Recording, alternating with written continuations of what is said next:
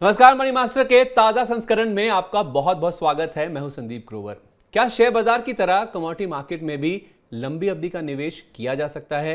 क्या कमोडिटी बाजार शेयरों की तुलना में ज्यादा जोखिम भरे होते हैं? किन निवेशकों को कमोडिटी बाजार में घुसना चाहिए, किन को नहीं? ऐसे तमाम सवालों के जवाब देने के लिए आज हमारे साथ हैं देश के जाने माने कमोडिटी एक्सपर्ट अजय केडिया जी। अजय केडिया जी केडिया एडवाइजरी के डायरेक्टर हैं और कमोडिटीज मार्केट में 15 साल से ज्यादा का अनुभव रखते हैं। अजय सर, आपका बहुत बहुत स्वागत है मनी 9 की इस खास श्रृंखला मनी मास्टर में। बहुत बहुत सर, इससे पहले कि हम कमोडिटी मार्केट्स में निवेश की रणनीति बनाएं, कौन कौन से फैक्टर्स हैं जो इस रणनीति को प्रभावित करते हैं, उनको समझें। पहले एक बेसिक सवाल आपसे पूछना चाहता हूं, वो ये है कि क्या शेयर बाजार की तरह कमोडिटी मार्केट में भी लंबी अवधि के लिए निवेश करना पॉसिबल है या सिर्फ छोटी अवधि के लिए ही ट्रेड किया जा सकता है कमोडिटीज मार्केट्स में? देखिए संजय जी, पहला जो आपने सवाल पूछा उसी में जवाब छुपा हुआ है। ज्यादा करके हम देखते हैं तो डायलॉग जो चलते हैं, मतलब मेरे बाप दादा का सोना पड़ा हुआ है। तो सोना अगर बाप दादा के जमाने का पड़ा है, मतलब हम बोल सकते हैं कि 50-60 साल का इन्वेस्ट करके रखा हुआ है या लेके रखा हुआ है, तभी वो इतना लंबा रख सकते हैं। स्टॉक मार्केट में नो डाउट दोनों ही इक्विटी और कमोडिटी दोनों ही एक गोल्ड बेस्ड इन्वेस्टिंग एवेन्यूज है। हाँ, ये जरूर है, पिछले 10-15 सालों के अंदर इसके अंदर काफी सेबी ने वर्क किया है, जब से सेबी प्रीमियम में आई है और इन्वेस्टमेंट के तौर पे कमोडिटी को देखा जाने लग गया है। इससे पहले अगर हम देखते हैं तो कमोडिटी को खाली हम कंजम्पशन पॉइंट ऑफ व्यू से देखते हैं। जैसे सोने और चांदी को अगर हम बाय करते हैं तो उसको कंजम्पशन नेचर से देखते हैं कि ज्वेलरी लेके बैठ गए हम लोग।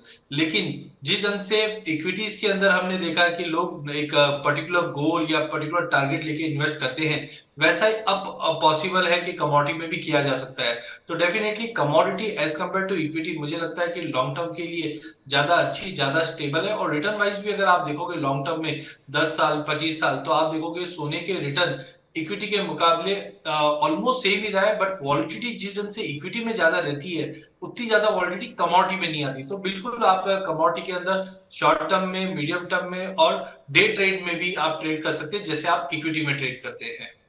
ओके, तो कमोडिटी मार्केट्स में शेयर बाजार की तुलना में ज़्यादा स्टेबिलिटी होती है। जितनी उठापटक हम इक्विटी में देखते हैं उससे कम उठापटक होती है। और सोने के रिटर्न्स अगर हम देखें शेयर बाजार की तुलना में तो हूबहू लगभग वैसे ही रहे हैं, लेकिन जो वॉलेटिलिटी यानी कि जो उठापटक है, जो कि शेयर बाजार का एक बहुत ही कॉमन एक फिनोमिना है, वो आपको कमोडिटीज में काफ़ी कम देखने को मिलेगी। हालांकि अजय जी ये भी कह रहे हैं कि आप चाहें तो इंटरडे यानी कि डे टू डे बेसिस पे भी कमोडिटीज में आप चाहें तो ट्रेड कर सकते हैं। चलिए, जब ट्रेडिंग की बात चली है सर, तो शेयर बाजार में हम देखते हैं कि एनएससी और बीएसई पर ट्रेड होता है। ऐसे ही हमारे दर्शकों की समझ के लिए आप जरा ये बताइए कि कमोडिटीज की ट्रेडिंग किन किन एक्सचेंजों पर होती है? बिल्कुल, जिस ढंग से हम देखते हैं कि इक्विटी के अंदर एनएससी और बीएसई दो बड़े एक्सचेंज है, लेकिन कमोडिटी में आपके पास चार बड़े एक्सचेंज है। इनिशियली अगर हम देखें तो 2003 में जब हमने देखा कमोडिटी इंडिया में लॉन्च हुई थी, तो एनसीएक्स और एनसीडीएक्स ये दो बड़े एक्सचेंजेस रहा है। और खास करके देखिए, कमोडिटी तो सभी अवेलेबल है, बट फिर भी आज के डेट में अगर हम देखते हैं तो एनसीएक्स में हम ज्यादा करके नॉन एग्री ट्रेड ज्यादा होते हुए देखते हैं, जबकि कॉटन, मेंथा, कार्डमम ये सारे भी ट्रेड्स रहते हैं। वहीं दूसरा है एनसीडीएक्स, जहां पे हम ज्यादा करके ट्रेड देखते हैं एग्रीकल्चर बेस्ड जो भी कमोडिटीज है, इन सबका ट्रेड होते हैं। उसके अलावा एनएससी और बीएसई भी एक्टिवली पार्टिसिपेट करती है कमोडिटी ट्रेडिंग के अंदर। तो ओवरऑल इक्विटी के मुकाबले कमोडिटी में चार एक्सचेंजेस हैं, एमसीएक्स, एनसीडीएक्स, एनएससी और बीएसई, जिन पे आप ट्रेड कर सकते हैं। ओके, तो हम शेयर बाजार में अमूमन समझते हैं कि बीएसई और एनएसई पर ट्रेड होते हैं, लेकिन जहाँ तक कमोडिटी मार्केट्स की बात है तो चार ऐसे एक्सचेंजेस आपके पास अवेलेबल हैं। एक तो एमसीएक्स है, दूसरा एनसीडीएक्स है, और शेयर बाजार में ही जैसे बीएसई एनएसई बहुत फेमस हैं, वो कमोडिटीज़ की ट्रेडिंग भी करवाते हैं। तो उस लिहाज से देखा जाए तो जहाँ शेयर बाजार में दो एक्सचेंजेस हैं जो कि ट्रेडिंग करवाती हैं, कमोडिटीज मार्केट में अजय जी हमें बता रहे हैं कि चार ऐसे एक्सचेंज हैं जो कि ट्रेडिंग करवाते हैं, एनएससी बीएससी के अलावा एमसीएक्स और उसमें एनसीडीईएक्स, इसको भी आप जोड़ सकते हैं। अच्छा सर, कमोडिटीज मार्केट में निवेश या ट्रेडिंग करने के लिए क्या क्या इंस्ट्रूमेंट्स, क्या क्या साधन मौजूद हैं? क्या शेयर बाजार की तरह कमोडिटीज को भी खरीद कर लंबे समय के लिए रखा जा सकता है, जैसे हम शेयरों को लंबे अवधि के लिए डीमैट अकाउंट में होल्ड करके रख देते हैं? बिल्कुल, जैसे अगर हम इक्विटी मार्केट के लिए हमारे पास डीमैट रहता है कि अगर हमने कोई भी शेयर कैश में खरीद कर अगर डीमैट में रखना चाहे तो हम लंबी अवधि के लिए रख सकते हैं। वैसे ही कमोडिटी का भी डीमैट अकाउंट ओपन होता है, जहाँ पे आप सोना चांदी या अदर कमोडिटी जो डिलीवरी में अवेलेबल है, वो आप डीमैट में रख सकते हैं। इक्विटी के अंदर जैसे कि हम जानते हैं कि हमारे पास फ्यूचर करके एक सेगमेंट होता है, हम्म। ऑप्शंस होता है और इंडेक्स होता है। जैसे Nifty bank Nifty equity market के इंडेक्स है। सिमिलरली कमोडिटी के अंदर भी हम फ्यूचर्स पे भी ट्रेड कर सकते हैं, ऑप्शंस पे भी ट्रेड कर सकते हैं। और अब एग्री में या नॉन एग्री में भी इंडेक्स आ चुके हैं। जैसे एमसीएक्स पे बुलडेक्स है जो बुलियन का इंडेक्स होता है, एनर्जी इंडेक्स है जो एनर्जी काउंटर का एक इंडेक्स है। जैसे हम निफ्टी में अलग अलग टाइप की निफ्टी देखते हैं, bank Nifty, IT Nifty, hmm. वैसे ही bullion index, energy index, metal index, agri index, guar index, soya index, ये सारे इंडेक्स भी अवेलेबल है। तो आप जिस ढंग से इक्विटी में ट्रेड करते हैं, सेम विजवी आप कमोडिटी में भी कर सकते हैं, चाहे फ्यूचर में कीजिए, ऑप्शन में कीजिए या हम्म। इंडेक्स में ट्रेड करके ट्रेड कीजिए। ओके, तो फ्यूचर्स, ऑप्शंस और उसके साथ साथ जैसे हम शेयर बाजार में देखते हैं कि डिफरेंट सेक्टर के इंडेक्स होते हैं, वैसे ही कमोडिटीज़ में भी अब एनर्जी इंडेक्स हुआ, बुलियन इंडेक्स हुआ, सोया इंडेक्स हुआ, ये सारे इंडेक्स भी मौजूद हैं। तो उस लिहाज से देखा जाए अब कमोडिटीज़ मार्केट में भी ऑप्शंस काफ़ी ज़्यादा खुल चुके हैं। जैसे हम शेयर बाजार में देखते हैं बहुत सारे इंस्ट्रूमेंट्स अवेलेबल होते हैं ट्रेड करने के लिए। अच्छा सर, जितनी मेरी समझ है कमोडिटीज़ मार्केट की, उसके बेसिस पे आपसे एक सवाल पूछ रहा हूँ कि शेयर बाजार की ज़्यादातर कंपनियों के विपरीत कमोडिटीज मार्केट में हम देखते हैं कि कमोडिटी के साइकिल होते हैं। साइकिल अगर हम देखा जाए तो किसी भी कमोडिटी ट्रेडर या निवेशक के लिए बहुत ही इंपॉर्टेंट होते हैं। ये साइकिल थोड़ा समझाइए कि ये जो कमोडिटीज़ के साइकिल होते हैं ये क्या होते हैं और किसी भी ट्रेडर या निवेशक के लिए कितने इंपॉर्टेंट, कितने महत्वपूर्ण होते हैं ये साइकिल्स। हाँ, डेफिनेटली इक्विटी में हम ज्यादा करके देखते हैं कि एक तरह का हम बोल सकते हैं एक साइक्लिक सिंपल एक ही रहता है कि जब तेजी आती है तो सारे स्टॉक तेजी कर रहे हैं और जब मंदी आती है तो सारे स्टॉक्स में गिरावट आती है। बट कमोडिटी में ऐसा नहीं है। कमोडिटी में हम डिफरेंट डिफरेंट सेगमेंट्स देखते हैं। फॉर एग्जांपल बुलियन है, तो बुलियन के अंदर सोने चांदी में ट्रेड होता है और ज्यादा करके हम देखते हैं सोने और चांदी में तेजी कब आती है, जब इकोनॉमी हमारी अच्छे से काम नहीं कर रही है या कोई जियो पॉलिटिकल टेंशन है या रिसेशन का फियर है। रिसेंटली हमने देखा कि कोविड के ड्यूरेशन में इनिशियली तो सोने चांदी में गिरावट थी, बट कोविड का जो कंसर्न बढ़ता हुआ दिखाई दिया, तब हमने सोने और चांदी में एक एक काफी अच्छी रैली आती हुई देखी है।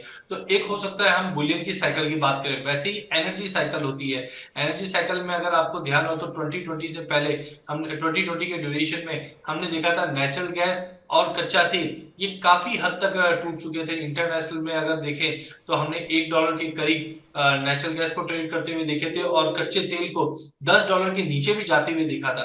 बट उसके बाद जब इकोनॉमी पटरी पर लौटते हुए दिखाई दी तो एनर्जी के कंजम्पशन बढ़ते हैं, जिसकी वजह से हम एक साइकिल, पॉजिटिव साइकिल देखते हैं। तो यहाँ पे हमने देखा कच्चा तेल और नेचुरल गैस में एक अच्छी बड़ी तेजी आई। ऐसा ही कुछ हाल बेस मेटल का है। जब इकोनॉमी को पटरी पे लाने की कोशिश की जाती है तो इकोनॉमी के अंदर इंफ्रास्ट्रक्चर स्पेंडिंग बढ़ती है और जब भी इंफ्रास्ट्रक्चर स्पेंडिंग बढ़ती है तो स्टील, कॉपर, एल्यूमिनियम, इन सब के भाव में एक अच्छी खासी रैली आती है। तो पिछले 3 साल में अगर आप देखेंगे तो कॉपर जो 320 रुपए का भाव चलता था वो आज लगभग हम देख रहे हैं कि 780 का भाव है। तो ये एक लंबी साइकिल चल पड़ी है।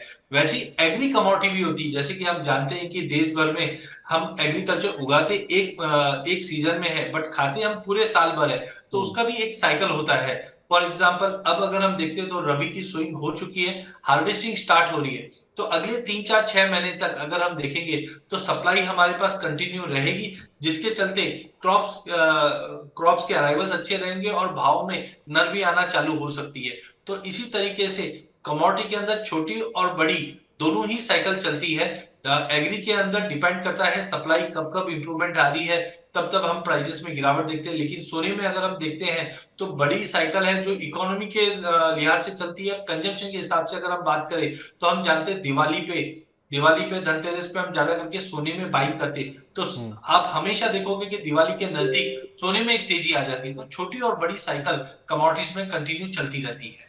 ओके, तो काफ़ी सारे साइकिल से चलते रहते हैं, छोटे बड़े दोनों तरह के, जो अलग अलग तरह की कमोडिटीज़ में अलग अलग समय पे चलते हैं और उन सप्लाई के बेसिस पे या कुछ त्योहारों की वजह से उन कमोडिटीज़ की जो प्राइजेस हैं उसमें काफ़ी ज़्यादा वेरिएशन भी आता रहता है। तो ये किसी भी कमोडिटीज़ ट्रेडर या निवेशक को इसके बारे में बहुत ध्यान से समझना चाहिए अगर वो कमोडिटीज़ मार्केट में निवेश या तो फिर ट्रेड से जुड़ी हुई कोई भी रणनीति तैयार करता है। तो सर, जैसे शेयर बाजार में बहुत सारे सेक्टर्स होते हैं, वैसे ही कमोडिटीज़ के भी बहुत सारे प्रकार होते हैं, टाइप्स होते हैं। इनको कैसे अलग अलग कर सकते हैं या बाइफरगेट कैसे किया जा सकता है जो तमाम कमोडिटीज़ अवेलेबल हैं ट्रेड करने के लिए? हाँ बिल्कुल, इक्विटी के अंदर हम एक लोकल लाइक का सेक्टर पकड़ते हैं, जैसे काफी अगर हम देखें आईटी की कंपनी है तो हम उसको आईटी के सेक्टर में डिप्लॉय कर देते हैं, मेटल की कंपनी है तो मेटल में डिप्लॉय कर देते हैं। वैसे कमोडिटी के अंदर भी हमारे पास काफी कमोडिटीज जो ट्रेड हो रही है उनको भी हम एक ग्रुपिंग कर सकते हैं। फॉर एग्जाम्पल सोना चांदी, इसको हम बुलियन सेक्टर है जिसके अंदर हम डाल सकते हैं, और जब भी इनमें तेजी आती है तो सोने और चांदी में लगभग साथ में तेजी चलती है। वैसे ही बेस मेटल है जहाँ पे कॉपर जिंक निकल लेड एल्यूमिनियम में ट्रेड होता है, जिसको बेस मेटल की कैटेगरी में रखा जाता है। एनर्जी के अंदर हमारे पास कच्चा तेल और नेचुरल गैस है, जिनको एनर्जी कॉम्प्लेक्स में रखते हैं। फाइबर के अंदर कॉटन है या उसके बाय प्रोडक्ट है। एडिबल ऑयल के अंदर सोयाबीन, सोया मिल्क, ये सब प्रोडक्ट ट्रेड होते हैं।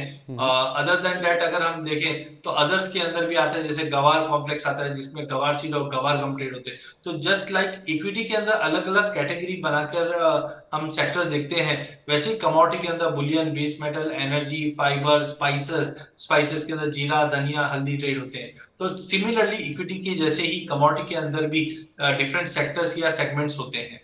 ओके, तो बहुत सारे सेगमेंट्स अवेलेबल होते हैं कमोडिटीज़ में, बुलियन है, एनर्जी है, स्पाइसेस है, और भी एडिबल ऑयल भी है। कई सारे ऐसे सेगमेंट्स बताए हैं जो कि कमोडिटीज़ में अब ट्रेड के लिए अवेलेबल है। तो एक काफ़ी बड़ी बास्केट है कमोडिटीज़ की। जहाँ तक बात है, अगर कोई कमोडिटीज़ में ट्रेड करना शुरू करना चाहता है या ट्रेड कर रहा है तो उसके लिए जो अवेलेबल इंस्ट्रूमेंट्स हैं उनकी जो लिस्ट है वो काफ़ी लंबी होती जा रही है। अच्छा सर, जब हम कमोडिटीज़ की कीमतों को देखते हैं तो वो घरेलू इवेंट्स के मुकाबले ग्लोबल इवेंट्स से ज़्यादा प्रभावित होते हैं, ज़्यादा इम्पैक्ट होते हैं। तो किस तरह के इवेंट्स का असर कमोडिटीज़ पर ज़्यादा पड़ता है आपके मुताबिक? क्योंकि इक्विटीज़, करेंसी जैसे जो अन्य फाइनेंशियल मार्केट्स में होने वाली एक्टिविटीज़ हैं उनका ज़्यादा इम्पैक्ट होता है, या फिर जो अंडरलाइंग फैक्टर्स होते हैं? ये मैं इसलिए पूछ रहा हूँ क्योंकि डॉलर एक बहुत ही बड़ा प्ले है, जो इम्पैक्ट है जो कि कमोडिटीज़ के ऊपर आता है। डॉलर में कोई भी छोटी मोटी हलचल भी होती है तो उससे पूरे कमोडिटीज़ मार्केट में हम देखते हैं कि उथल पुथल हो जाती है। इसके बारे में थोड़ा समझाइए। हाँ बिल्कुल, देखिए इक्विटी में तो डेफिनेटली मैं समझता हूँ कि एक निवेशक को पीएचडी करनी पड़ती है, क्योंकि बैलेंस शीट, रेशियोज, काफी चीजें देखनी पड़ती है। बट कमोडिटी एक सिंपल डिमांड एंड सप्लाई पे ट्रेड होता है। जैसे कि हम जानते हैं, अगर हम एग्जांपल सोने का लेते हैं तो ऐसा नहीं कि सोना खाली इंडिया में ही बिकता है या इंडिया में ही वर्क होता है, ग्लोबल मार्केट में होता है। तो देयर आर मेनी फैक्टर्स जो इम्पैक्ट करता है। सबसे पहले जैसे आपने डॉलर की बात कही, तो इंटरनेशनल में सभी कमोडिटी डॉलर में डिनोमिनेट होती है। तो जब भी डॉलर में तेजी आती है तो कहीं ना कहीं कमोडिटी इनवर्सली कोरिलेट होने की वजह से गिरावट दिखाती है। वहीं जियोपॉलिटिकल टेंशन काफी इंपॉर्टेंट है। हमने रिसेंटली देखा कि यूक्रेन और रशिया के बीच में जब तनाव बढ़ा था, तब हमने देखा कि काफी कमोडिटीज में एक उतार चढ़ाव बन गया। जैसे सोने और चांदी में सेफ हेवन के चलते एक तेजी बनती हुई दिखाई दी। वहीं कच्चे तेल के अंदर हमने देखा कि सप्लाई कंसर्न्स थी, जिसकी वजह से एक अच्छी खासी तेजी बनती हुई दिखाई दी।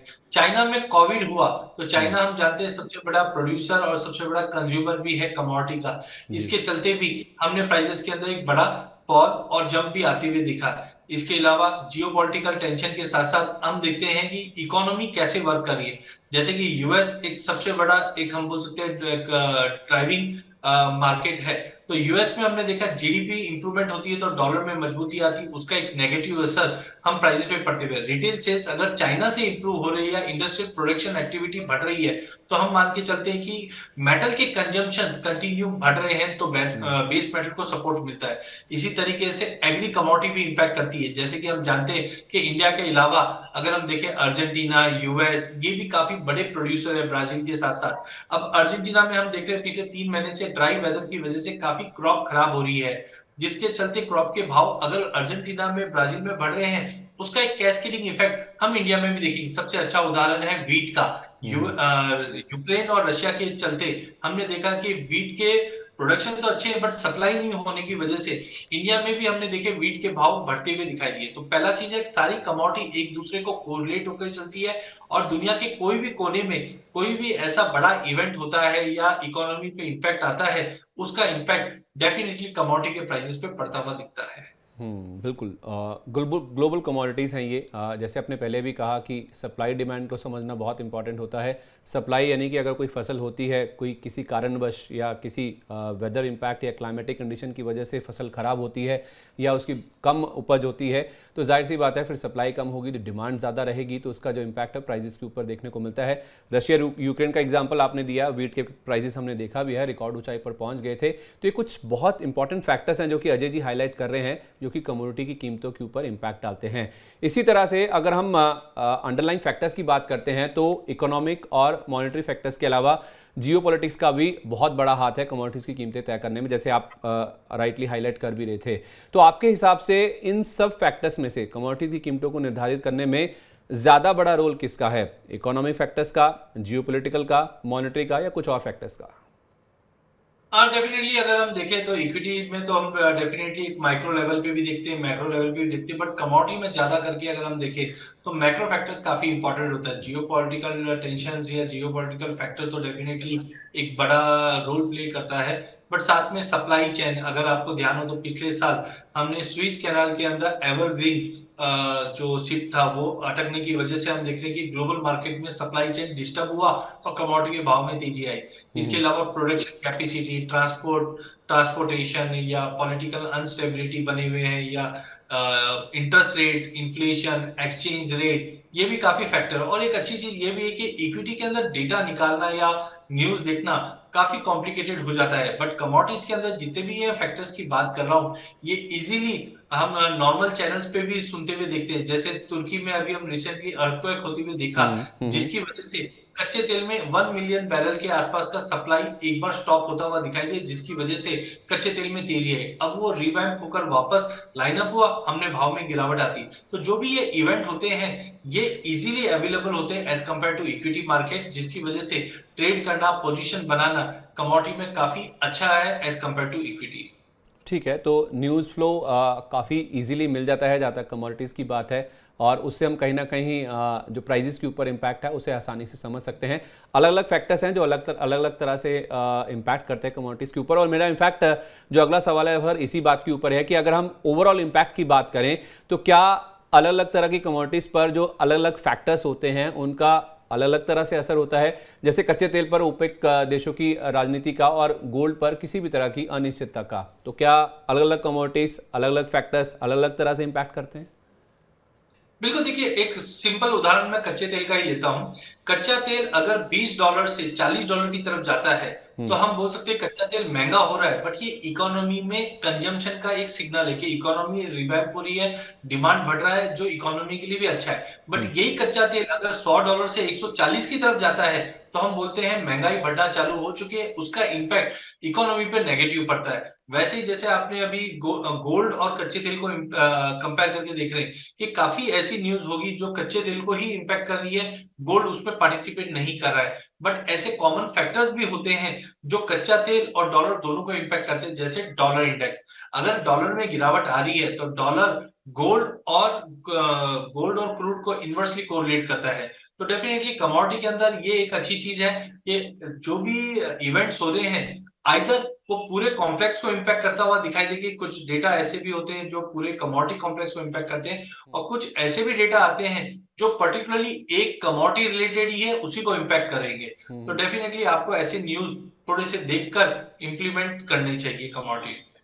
सर, आपने कच्चे तेल का एग्जांपल लिया, मैं इनफैक्ट कच्चे तेल के ऊपर थोड़ा और फोकस करना चाहता हूं कि कच्चे तेल की जो कीमतें हैं वो खाड़ी देश जो है, जो गल्फ कंट्रीज हैं, उनमें होने वाली जो एक्टिविटीज़ हैं उनको ज़्यादा क्लोजली ट्रैक करती हैं। इन देशों के पॉलिटिकल रिलेशंस का काफ़ी अहम रोल है, और फिलहाल तो ओपेक का जो कार्टेल है वही ऑयल मार्केट को डिक्टेट करता है, वो डोमिनेट करता है। हालांकि अब हम देख रहे हैं कि ईवी यानी कि जो इलेक्ट्रिक व्हीकल्स और जो ऑल्टरनेट सोर्स ऑफ एनर्जी है उसके ऊपर भी फोकस काफ़ी तेज़ी से बढ़ रहा है।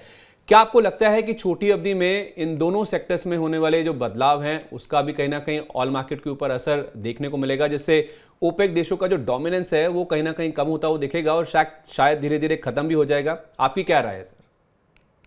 आप बिल्कुल देखिए, ऑयल एक काफी एसेंशियल है कोई भी इकोनॉमी की ग्रोथ के लिए। तो डेफिनेटली ऑयल का एक वाइटल रोल प्ले करता है कोई भी इकोनॉमी की ग्रोथ के लिए।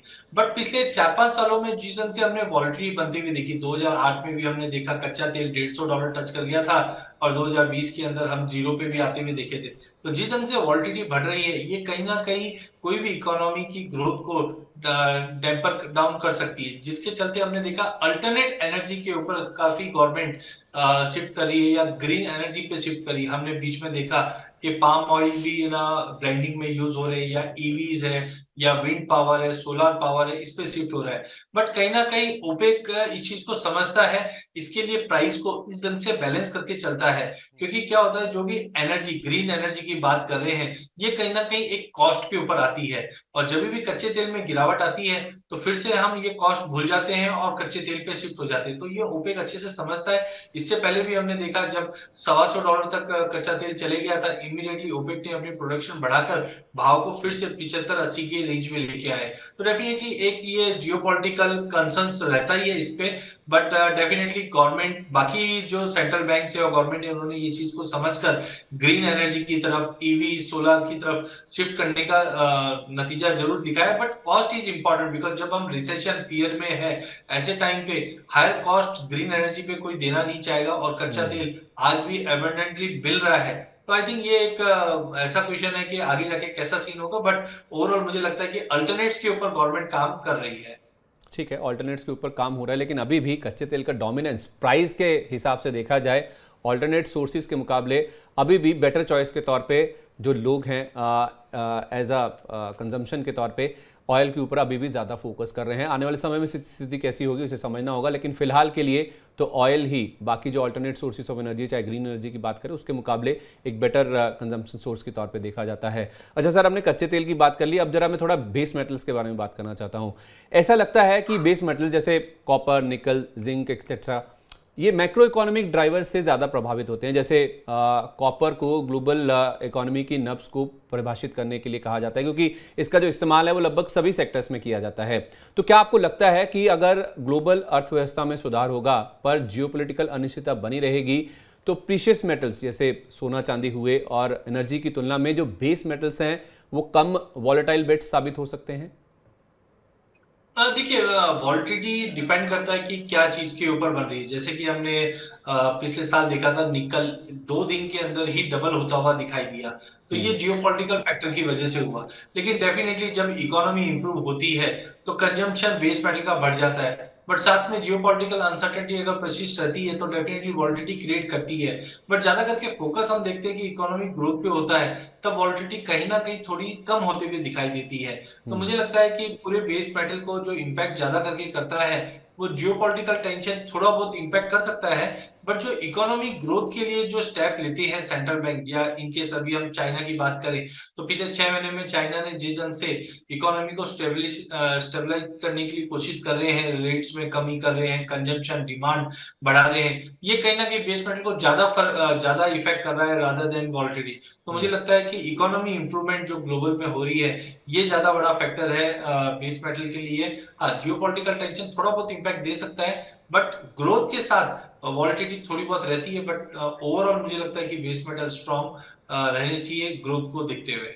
ओके, तो ग्रोथ को देखते हुए बेस मेटल स्ट्रांग रह सकते हैं और ग्लोबल इकोनॉमी में सुधार होना ये बेस मेटल्स के लिए ज़्यादा बड़ा ट्रिगर है। अच्छा सर, जब हम अनसर्टेनिटी की बात करते हैं या अनिश्चितता की बात करते हैं, तो उस दौरान हम देखते हैं कि गोल्ड को सेफ हेवन यानी सुरक्षित निवेश के तौर पर देखा जाता है। पर पिछले साल फरवरी में जो रशिया यूक्रेन का युद्ध शुरू हुआ था और चाइना और यूएस के बीच में जो तनाव बढ़ा था, उससे ग्लोबल अनिश्चितता तो काफ़ी ज़्यादा बढ़ गई थी, लेकिन उसके बावजूद भी गोल्ड ने परफॉर्म नहीं किया था। क्या आपको लगता है कि सेफ हेवन के तौर पर या सुरक्षित निवेश के तौर पर सोने का वो जो एक चार्म था वो धीरे धीरे लूज होता हुआ दिख रहा है, खासकर अमेरिकी बॉन्ड्स की तुलना में? डेफिनेटली देखिए, पिछले साल बॉन्ड का टाइम था, हम बोल सकते हैं कि बॉन्ड में और डॉलर में अच्छा खासा उछाल आया है। लेकिन एक्सपेक्टेशन काफी ज्यादा हाई गोल्ड से बन चुका था। देखिए 2020 में हम देखें, पैंडेमिक के समय अगर डोमेस्टिक मार्केट में गोल्ड के भाव देखा जाए तो 29 से 30 हजार के भाव थे, और अगस्त 2020 के अंदर ये लगभग 56,000 का हाई लगा चुका था। तो कोई भी असेट क्लास है या कोई भी इन्वेस्टमेंट है, उसमें एक परसेंटेज फिक्स रहना चाहिए कि रिटर्न कितना बने। तो मुझे लगता है कि 2020 के अंदर जो एक बड़ा जंप आते हुए देखा, 30,000 से लेके 56,000 का, लगभग हम देखें तो 90% का जंप आता हुआ दिखाई दिया। तो 2021-22 के अंदर हमने देखा उसमें एक स्टेबिलिटी बनती हुई दिखाई दी। बट एक अच्छी चीज ये देखी, पिछले साल डॉलर में भी तेजी बनी, बॉन्ड में भी तेजी बनी, बट उसके बावजूद सोने में हमने कोई एक्स्ट्रा ऑर्डिनरी बड़ा फॉल नहीं आता हुआ दिखाई दिया। इनफैक्ट एक कंसोलिडेशन रहा। नो डाउट इंटरनेशनल में हमने 1620 के लेवल भी देखे, बट डोमेस्टिक मार्केट में ऑफसेट होता रहा रुपए की वजह से। बट मुझे लगता है कि बॉन्ड और डॉलर में एक जियोपॉलिटिकल कंसर्न जो बन रहा था उसका एक बाइंग बनता हुआ दिखाई दिया। बट अभी भी मुझे लगता है कि सोना एक सुप्रीम इन्वेस्टमेंट डेस्टिनेशन होता है जब भी ऐसे इवेंट होते हैं। तो मुझे लगता है टेम्पररी जो सेफ हेवन बाइंग था वो शिफ्ट जरूर हुआ था डॉलर और बॉन्ड पे, because US is a biggest economy. But gold पे वापस अब लौटते हुए दिखाई दे रहे हैं। अगर हम पिछले 3 महीने के रिटर्न्स की बात करें तो हम्म। इंटरनेशनल में भी सोना 1620 से 1930 1970 का हाई लगाता हुआ दिखाई दिया, जो हम्म। कहीं ना कहीं वापस प्रूफ करके दिखाता है कि जब भी कोई की इवेंट होता है तो सेफ हेवन के लिए लोग सोने पे ही डिपेंडेंट ज्यादा रहते हैं। तो मुझे लगता है सोना सेफ हेवन पे कोई खोया नहीं है। थोड़ा लेट स्टार्ट हुआ है बट अभी भी पटरी पे है। इनफैक्ट इसको तो सर दुनिया भर के जो कई सेंट्रल बैंक्स हैं उन्होंने भी इस चीज़ को साबित किया, क्योंकि दुनिया भर के जो सेंट्रल बैंक्स हैं, ज़्यादातर जो सेंट्रल बैंक्स हैं उन्होंने सोने की जो खरीद है उसे पिछले कुछ समय में काफ़ी ज़्यादा बढ़ाया है। ये जो अनिश्चितता का पूरा माहौल था उस दौरान हमने देखा कि global central banks including RBI उनकी ओर से सोने में काफ़ी ज़्यादा खरीद होती हुई दिखी है। अच्छा सर, एक चॉइस अगर मैं आपको दूँ सोने और चांदी के बीच में, क्योंकि सोना आपने बताया जैसे 1970 तक का जो हाई है वहां तक भी जाता वो दिखा था, अगर सोने और चांदी के बीच में से चुनना हो तो आप किसे चुनेंगे? मैं डेफिनेटली चांदी को चुनूंगा। बिकॉज देखिए अगर हम रिलेटिव परफॉर्मेंस की बात करें तो एज कंपेयर टू गोल्ड चांदी बिल्कुल आउट परफॉर्म नहीं कर पाई है। अगर हम रेशियो में देखते हैं तो गोल्ड सिल्वर रेशियो इस वक्त 80 के करीब है। हिस्टोरिकली अगर हम देखें तो ये रेशियो 31 तक जा चुका है अप्रैल 2011 में, जो बताता है कि अभी भी गुंजाइश है कि चांदी सोने के मुकाबले ज्यादा आउट परफॉर्म कर सकती है, क्योंकि जियोपॉलिटिकल टेंशन, सेंट्रल बैंक की जो बाइंग हो रही है, ये कहीं ना कहीं गोल्ड को सपोर्ट दे रहा है। लेकिन जब इकोनॉमी में हम कंजम्पशन की बात करते हैं तो इंडिया ने भी पिछले साल रिकॉर्ड इंपोर्ट किया था चांदी। ईवीज के अंदर, सोलर पैनल के अंदर, 5G टेक्नोलॉजी के अंदर कहीं ना कहीं चांदी का यूसेज ज्यादा है। तो मुझे लगता है अगले साल 1.5 साल का अगर व्यू लेके चलते हैं तो मुझे लगता है कि चांदी ज्यादा आउट परफॉर्म कर सकती है सोने के मुकाबले। आउट परफॉर्म कर सकती है सोने के मुकाबले में, तो सोना पसंद है अजय जी को, लेकिन चांदी एज अ बुलियन की अगर हम बात करें तो सोने के मुकाबले चांदी और भी ज़्यादा आउट परफॉर्म कर सकती है। ये कहीं ना कहीं राय निकल के सामने आ रही है। अच्छा सर, हमारी जो बातचीत है वो शुरू हुई थी रशिया यूक्रेन का जो युद्ध है उससे जो अनसर्टेनिटी बनी थी, जो गोल्ड में रिटर्न्स आए थे उसका जो इम्पैक्ट हमने देखा था, उसके ऊपर हमारी बातचीत शुरू हुई थी। लेकिन ये जो रशिया यूक्रेन का युद्ध हुआ था उसका जो इम्पैक्ट है वो कहीं ना कहीं एग्री कमोडिटीज़ पर भी देखने को मिला था, खासतौर पर वीट और कॉर्न की जो सप्लाई है उसके ऊपर। इसके अलावा सर इंडोनेशिया की तरफ से जो पाम ऑयल है उसके ऊपर बैन लगा था। दुनिया भर में हीट वेव्स की वजह से एग्री कमोडिटीज़ की कीमतों में हमने देखा कि तेज उछाल देखने को मिला था। आपने थोड़ी देर पहले वीट के प्राइजेस की बात भी करी थी। हम यूक्रेन से भी देखते हैं, रशिया से भी देखते हैं कि वीट की काफ़ी ज़्यादा सप्लाईज ग्लोबली आती हैं, तो उसका जो इम्पैक्ट है हमने वीट के प्राइजेस पे भी बनते हुए दिखा है। तो ओवरऑल ये जो पूरा एग्री कमोडिटीज़ का पैक है, इस साल किस तरह की स्थिति है आपको एग्री कमोडिटीज़ को लेकर जो नजर आ रही है?